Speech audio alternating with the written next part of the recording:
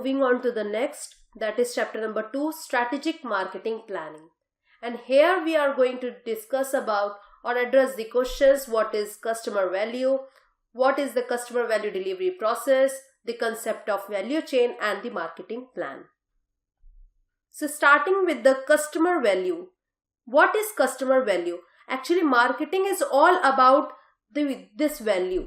अब ये वैल्यू है क्या? हम बार बार इस वर्ड को यूज करते हैं. ये कस्टमर वैल्यू है क्या? It is the satisfaction the customer experiences by taking a given action relative to the cost of that action. That means simple में आप ये समझ सकते हो a kind of benefit which a customer derives from consuming a product after paying in return, right?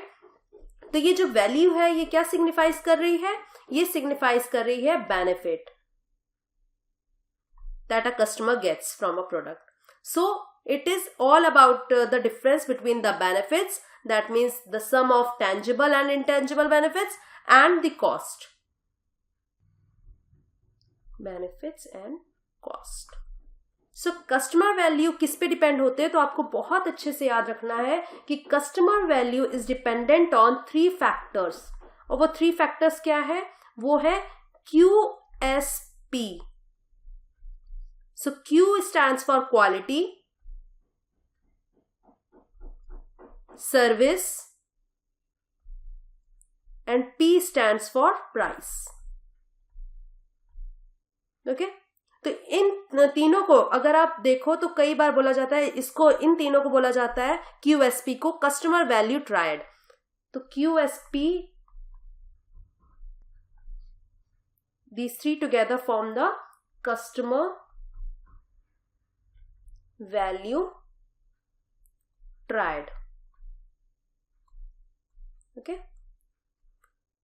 Now आपको ये पता होना चाहिए जो वैल्यू है, ये value of the product increases with its quality and services. And जब ये दोनों इंक्रीज हो रही है, that means the benefit increases. So as the benefit increases, the quality and services also of the product is increases.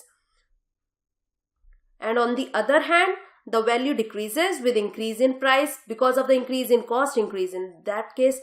तो इसलिए आपको ये याद रखना है कि ये तीनों ही फैक्टर डिपेंडेंट है, कस्टमर वैल्यू डिपेंडेंट है इन तीनों फैक्टर पे, क्वालिटी, सर्विस एंड प्राइस पे. अब इस कस्टमर वैल्यू को कैलकुलेट कैसे करेंगे? तो कस्टमर वैल्यू को कैलकुलेट करेंगे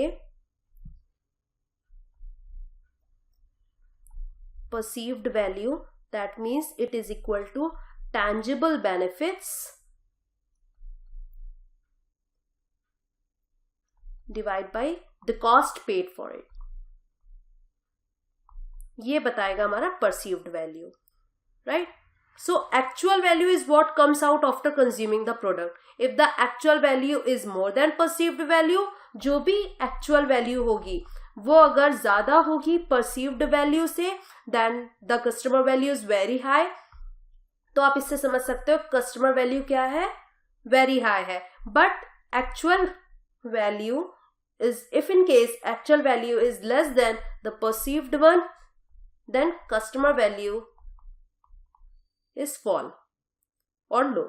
So that यहाँ पे समझना है कि concept of value is vital or important for any marketers, as any product or services can be sold only if the customer is getting some value out of it. तो इसलिए marketing is all about, or itself is, it is defined as creation, communication and delivery of value.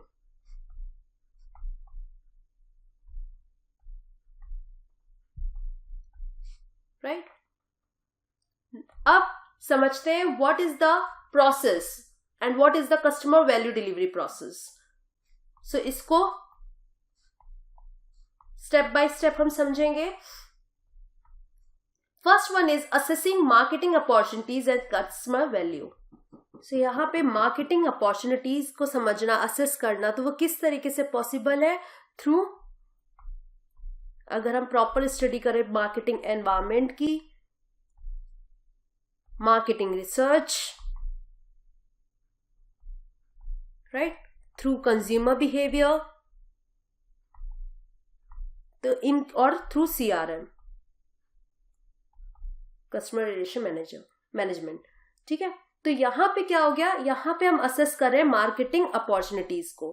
पूरी तरीके से customer value delivery process जो है आपका, वो पूरी की पूरी एक तरीके से मार्केटिंग को शो कर रहा है कि मार्केटिंग है क्या, हम मार्केटिंग में करते क्या. Marketing management is all about the creation, the communication and delivery of value, and वो वैल्यू का प्रोसेस ही हमारा पूरा मार्केटिंग बताता है. अब यहाँ चूजिंग द वैल्यू क्या आता है. Choosing the value is all about segmentation, targeting and positioning, right? Then designing the value is about product management, क्योंकि अब आप डिजाइन कर रहे हो उस वैल्यू को, राइट, इन अ टेंजिबल और इंटेंजिबल फॉर्म. तो product management, service and pricing. Now delivering the value is all about how you are going to deliver it to your customers. That means through integrated marketing channels or through retailing, wholesaling, logistics is your delivering the value. यहाँ पे हम लिख सकते हैं integrated marketing channels और holistic retailing, wholesaling, retailing, logistics वगैरह.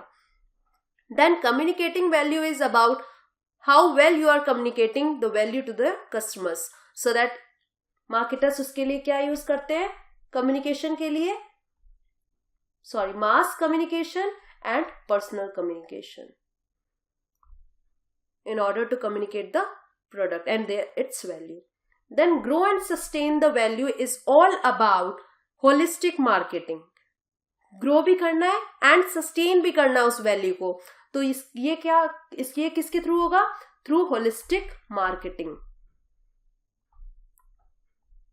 और new product life cycle, product life development, right, and international marketing.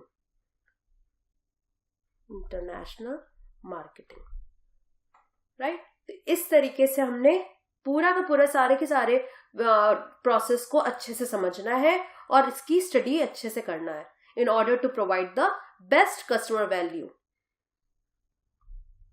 अब नेक्स्ट हम समझेंगे वैल्यू चेन. ये वैल्यू चेन क्या है?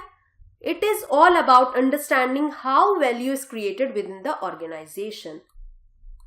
How value is created within the organisation. तो यहां पे पॉटर्स वैल्यू चेन हम पढ़ेंगे, तो आपको अच्छे से पता होना चाहिए. अब इसे पॉटर्स वैल्यू चेन क्यों कह रहे हैं? Because understanding how your company creates value and looking for ways to add more value are the critical elements in developing a competitive strategy. So that Michael Porter ने आपका competitive advantage, उन्होंने एक book लिखी थी in 1985, कॉम्पिटिटिव advantage, right,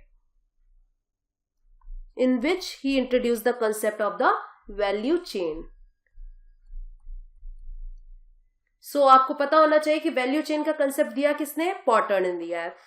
और value chain में सीधी बात है, in order to increase or in order to add more value, an organization create the more profitable it is likely to be.